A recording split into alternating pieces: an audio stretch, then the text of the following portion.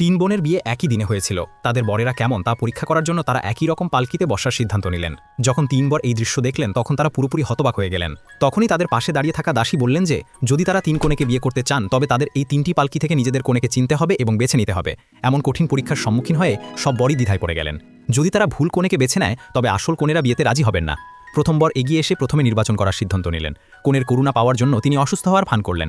এটি দেখে একটি কনে তার নিরাপত্তা নিয়ে উদ্বিগ্ন হয়ে দ্রুত পালকি থেকে বেরিয়ে এলেন। দ্বিতীয় বর দ্বিধা না করে মাঝের পালকির সামনে দাঁড়ানোর সিদ্ধান্ত নিলেন, কিন্তু অপ্রত্যাশিতভাবে তৃতীয় বর ও সেই একই পালকি বেছে নিলেন। দ্বিতীয় বর ভাবলেন যে তৃতীয় বর ভুল করেছেন।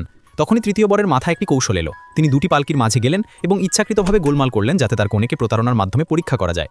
সত্যি কনেটি ঘাবড়ে গিয়ে একটি ভুল করে বসলেন, যার ফলে তৃতীয় বর তার আসল কনেকে চেনার সুযোগ পেলেন। কেবল দ্বিতীয় বরই তার কনেকে তার অন্তর্জ্ঞান দিয়ে চিনতে পারলেন।